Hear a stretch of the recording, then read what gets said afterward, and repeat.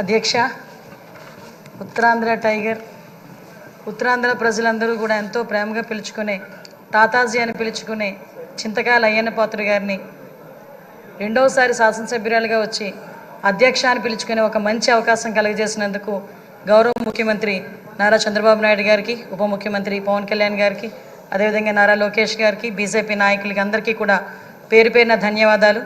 అదేవిధంగా ఈ శాసనసభలోకి నన్ను గౌరవంగా పంపించిన నా పాయకరావుపేట నియోజకవర్గ ప్రజలందరికీ కూడా ధన్యవాదాలు, నమస్కారాలు తెలియజేసుకుంటున్నా. 7 సార్లు ఎమ్మెల్యే, 5 సార్లు మంత్రి, 1 సారి ఎంపీ, ఇన్నిసార్లు రాజకీయ జీవితం గడిపినా కూడా ఎక్కడా కూడా భూతద్దం పెట్టి ఎతికినా కూడా ఒక మచ్చ కూడా కనిపించక, కేసు పెట్టాలని ప్రయత్నం చేసినా కూడా ఏమీ కనబడక, నిర్భయ యాక్టులు పెట్టుకునే స్థాయికి దిగజారిన ఆ గవర్నమెంట్లో కూడా ఎదురుడి నిలబడిన ధీరుడు మా అయ్యన్న పాత్రుడు గారు, మా తాతాజీ గారు. అటువంటి వ్యక్తిని ఈరోజు స్పీకర్ స్థానంలో కూర్చొని ఈరోజు ఎంతోమంది ఎమ్మెల్యేలకి మార్గదర్శకంగా కూర్చోబెట్టినందుకు నిజంగా అందరికీ కూడా, ఇక్కడ ఉన్న వాళ్ళందరికీ కూడా పేరు పేరున నేను ధన్యవాదాలు, నమస్కారాలు తెలియజేసుకోవాలి. ఎందుకంటే అయ్యన్న పాత్రుడు గారు నా పక్క నియోజకవర్గం. ఎప్పుడూ కూడా గురువు గారిగా నేను రాజకీయాల్లోకి వచ్చినప్పుడు కొత్తగా ఉన్నప్పటికీ కూడా ప్రతి ఒక్క విషయంలోని కూడా మమ్మల్ని గైడ్ చేసి ఈరోజు ఈ పొజిషన్కి తీసుకురాగలిగారంటే ఆ రోజు అయ్యన్న పాత్రుడు గారు ఇచ్చిన స్ఫూర్తి. అయ్యన్న పాత్రుడు గారు 2004లో నేను నర్సీపట్నంలో ఒక టీచర్గా నేను ఉండేదాన్ని. ఎందుకంటే ఈ ఒక్క ముక్క చెప్పాలి, ఎందుకంటే ఈ ఎన్డీఏ గవర్నమెంట్ కానీ తెలుగుదేశం పార్టీ గవర్నమెంట్ కానీ ఒక సామాన్యులను తీసుకొచ్చి శాసనసభలో కూర్చోబెట్టి శాసనాలు తీర్చిదిద్దే విషయంలో ముందు కూర్చోబెడుతున్నారన్న విషయాన్ని తెలియజెప్పడానికి ఒక విషయం చెప్పాలి. 2004లో నేను టీచర్గా నర్సీపట్నంలోనే పనిచేస్తున్నా. ఆ టైంలో గౌరవ స్పీకర్ గారు అక్కడ ఎమ్మెల్యే.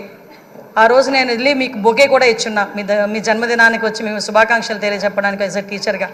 మళ్ళీ ఈరోజు ఇక్కడ కూర్చొని ఒక శాసనసభలో ఒక మంత్రిగా, ఒక స్పీకర్గా మీకు ధన్యవాదాలు తెలియజేసుకునే ఒక మంచి అవకాశం ఇచ్చినందుకు తెలుగుదేశం పార్టీ అధినేతగా చంద్రబాబు నాయుడు గారికి అందరి తరపున నేను ధన్యవాదాలు, నమస్కారాలు తెలియజేసుకోవాలి.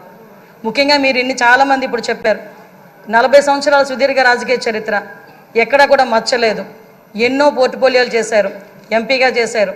అతి ముఖ్యంగా ఒక సామాన్యుడికి అతి దగ్గరగా ఉండి కార్యకర్తకి భరోసాగా నిలబడి అయ్యన్న పాత్రుడు అంటే ఒక బ్రాండ్గా నిల్చున్న వ్యక్తి మీరు. ఇవన్నీ జరగడమే కాకుండా మొన్న 2019 అంటే ఇంతవరకు మనం ఎంతవరకు పనిచేసామనేది ఒక ఎత్తు అయితే 2019 నుంచి 2024 వరకు ఉన్న పీరియడ్ని మనం ఒక బ్లాక్ పీరియడ్ కింద తీసుకోవాలి రాజకీయ చరిత్రలోనే.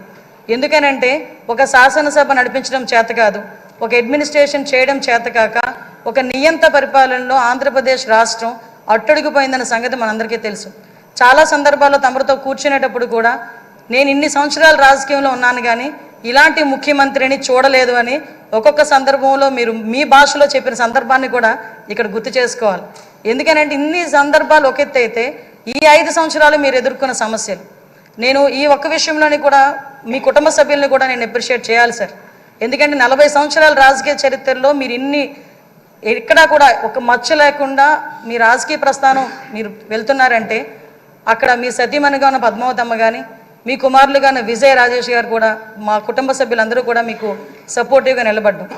లాస్ట్ 5 ఇయర్స్లో మనం చూసుకుంటే విజయ్, రాజేష్, అమ్మ ఈ ముగ్గురు కూడా ఎంతో బాధపడ్డారు. రాజకీయంలో ఉన్నందుకు మనం బాధపడడం, మనం ఆ ప్రాబ్లం ఫేస్ చేయడం అనేది ఒక ఎత్తు అయితే ఎక్కడా కూడా తొనకకుండా వెనకకుండా మీకు సపోర్ట్ చేయటం. ఆఖరికి ఎంత దారుణం అంటే మనవరాల్ని కూడా ఇంట్రాగేట్ చేశారు పోలీసులు వచ్చి. చిన్న పిల్ల 3 సంవత్సరాల పిల్లని కూడా ఇంట్రాగేట్ చేసి ఆ అమ్మాయిని కూడా భయకంపితులను చేశారు. అటువంటి సిచ్యువేషన్లో కూడా ఎక్కడ కూడా కదలలేదు. ఒక చిన్న 6 అడుగుల దూరం అని చూపించి గోడను కోల్చడానికి వందలాది మంది పోలీసులు మీ ఇంటి చుట్టుపక్కల పెట్టినా సార్ ఎక్కడికైనా వెళ్ళండి, జైల్లో పెడితే మళ్ళీ ఇబ్బందులు పడతారేమో అంటే వస్తే అరెస్ట్ చేయని అమ్మా ఏం చేస్తారు, మహా అయితే చచ్చేటప్పుడు కూడా అదే జెండాతో చచ్చిపోతాను తప్పించి ఏ రోజు కూడా జెండా మార్చకుండా నేను నిలబడతాను, అది నా రాజకీయ నైజం అని గర్వంగా చెప్పిన వ్యక్తి మా అయ్యన్న పాత్రుడు గారు. అటువంటి వ్యక్తి ఈరోజు సభా స్పీకర్ స్థానంలో ఉండటం నిజంగా మా అదృష్టంగా నేను భావిస్తున్నా. అదేవిధంగా ఈరోజు ఏదైతే ఇందాక మన నాయకులందరూ కూడా చెప్పున్నారు, లాస్ట్ 5 సంవత్సరాల్లో పరిస్థితి ఎలా ఉందంటే ఇంకొక విషయం ఇక్కడ చెప్పాలి సార్. ఎందుకంటే ఈరోజు ఒక బీసీ నాయకుడిని, ఒక 40 సంవత్సరాల సుదీర్ఘ అనుభవం రాజకీయ అనుభవం ఉన్న ఒక నాయకుడిని సరైన పొజిషన్లో సరైన మనిషిని సరైన పొజిషన్లో కూర్చోబెట్టేటప్పుడు ప్రతిపక్ష హోదాలో ఉన్నవారు, ప్రతిపక్ష హోదా కూడా కాదు, మినిమం మా పార్టీ ఎమ్మెల్యేలు ఇక్కడికి వచ్చి పార్టీ సభ్యుల కింద మిమ్మల్ని కూర్చోబెట్టడం ఒక సంప్రదాయం. సాంప్రదాయాలకు విలువిచ్చే ఒక పార్టీగా, సాంప్రదాయాలు విలువిచ్చే అధికార పక్షంగా నిన్న కూడా ప్రమాణ స్వీకారాలు చేసేటప్పుడు 11 మందిలో ఒక ఎమ్మెల్యే మాత్రమే జగన్మోహన్ రెడ్డి అన్న వ్యక్తి, అతనికి ప్రతిపక్ష హోదా లేదు. అలాంటి వ్యక్తిని కూడా సీరియల్ ప్రకారమో ఆల్ఫాబెట్ ప్రకారమో పిలవకుండా ఒక గౌరవ మాజీ ముఖ్యమంత్రి అన్న ఒక హోదాలో మనం పిలిపించి మినిస్టర్స్ తర్వాత అతను ప్రమాణ స్వీకారం చేసే అవకాశం ఇచ్చాం. అది మన గౌరవం, మన సంప్రదాయం. అది కాకుండా ఈరోజు అటువంటి సంప్రదాయం ఎందుకు వాళ్ళు రిసీవ్ చేసుకోలేకపోతున్నారు? ఈరోజు ఒక బీసీ నాయకుని, ఆయన రాకపోతే పోయాడు, ఆయన పులివెందులు వెళ్తాడు, ఎక్కడికి వెళ్తాడు. మిగతా సభ్యులను కూడా పిలిపించి కూర్చోబెట్టి మిమ్మల్ని ఆ స్థానంలో కూర్చోబెట్టని పిలిపించుంటే ఎంత గౌరవంగా ఉండేది. అంటే వాళ్ళకి గౌరవం ఇచ్చి పుచ్చుకోవడం కూడా చేత కాదన్న సంగతి ఈ ఒక్క సభ మొదటి రోజే మనందరికీ కూడా అర్థమైంది. నేను ఒకటే అప్పీల్ చేస్తున్నాను సార్, ఈ సభలో ఇంతకు ముందు జరిగిన అవమానాలు కానీ, ఏ ఆడపిల్లకి కూడా ఇంతకు ముందు జరిగిన అవమానాలు కానీ, ఏ ఒక్కరికి కూడా, ఆడపిల్లలకే కాదు ఇక్కడ శాసన సభ్యులకి కూడా ఎక్కడ కూడా ఎటువంటి అవమానాలు జరగకుండా చూసుకునే బాధ్యత. ఎందుకంటే నాయకుడిగా 40 సంవత్సరాల సుదీర్ఘ అనుభవం చంద్రబాబు నాయుడు గారి కంట కన్నీరు చూసింది ఈ అసెంబ్లీని.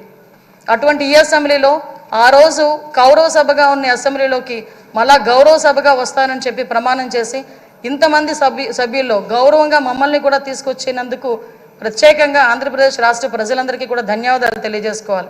ఎందుకంటే 175 మంది అంటే ఒకటి మాత్రం చెప్పాలండి, 5 కోట్ల ఆంధ్రప్రదేశ్ ప్రజల్లో 175 మందికే వస్తుంది అధ్యక్ష అని పిలిచే పలుకు. ఒకే ఒకరికి వస్తుంది అధ్యక్ష అని పిలిపించుకునే ఒక వర్డ్. అది మీరవ్వటం నిజంగా మా అదృష్టం, ఉత్తరాంధ్ర ప్రజలు చేసుకున్న అదృష్టంగా నేను భావిస్తున్నా. అటువంటి ఉత్తరాంధ్ర నుంచి వచ్చిన మీరు ఈరోజు ఇందాక పెద్దలు గౌరవనీయులందరూ చెప్పినట్టుగా ఉత్తరాంధ్ర ప్రజలకే కాదు ఆంధ్రప్రదేశ్ రాష్ట్ర ప్రజలకి, అదేవిధంగా భారతదేశంలోని స్పీకర్లందరికీ కూడా ఆదర్శప్రాయంగా ఉంటారని నేను మనస్ఫూర్తిగా నమ్ముతున్నా. మీకు ఆ బ్యాలెన్సింగ్ ఉంది సార్. చాలామంది ఏమనుకుంటారంటే మనం స్పీడ్ అవుతామేమో అనుకుంటారు, కానీ మీకు ఆ బ్యాలెన్సింగ్ ఉందన్న సంగతి నాకు తెలుసు. ఎందుకంటే మిమ్మల్ని అతి దగ్గరగా మీ కుటుంబ సభ్యురాలుగా నన్ను ఎప్పుడు కూడా ఒక కూతురుగా చూసుకుంటారు. అమ్మ కూడా ఎప్పుడు కూడా మమ్మల్ని అందరినీ కూడా ఆదరిస్తారు. మీకు ఇంకొక విషయం చెప్పి ముగిస్తాను సార్. నేను లాస్ట్ టైం గవర్నమెంట్లో ఏదైతే ఆడపిల్లల మీద ట్రోలింగ్లు కానీ, సోషల్ మీడియాలో ట్రోలింగ్స్ కానీ, అదేవిధంగా వ్యక్తిగతంగా మాట్లాడడం కానీ, మీరే కాదండి అక్కడున్న చాలామంది అండి సోషల్ మీడియాలో బాధలు పడ్డాం. బయటకు వస్తే నోటుకొచ్చినట్టు తిట్టారు.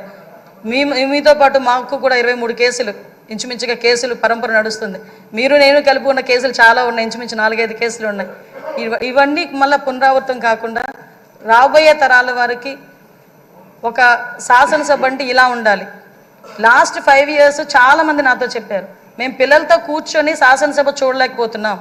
ఇంతకుముందు స్కూల్ పిల్లల్ని తీసుకొచ్చి గ్యాలరీలో కూర్చోబెట్టి శాసనసభ అంటే ఇలా జరుగుతుందని చూపించేవారు. అటువంటి సంప్రదాయం పోయి ఈరోజు టీవీలు ఆఫ్ చేశారు లాస్ట్ 5 years కూడా. అలా కాకుండా అందరూ కూడా శాసనసభను వీక్షించి జరిగే చట్టాలని కూడా వాళ్ళందరూ కూడా పాల్పంచుకునే అవకాశం కూడా మనందరం కూడా కలిగజేయాలని, దానికే మీరు సూటబుల్ వ్యక్తిగా మేము అనుకుంటూ మీకు మరొకసారి ఉత్తరాంధ్ర తరపున, పాయకరావుపేట నియోజకవర్గం తరపున ధన్యవాదాలు, అభినందనలు తెలియజేసుకుంటున్నాను సార్. Thank you.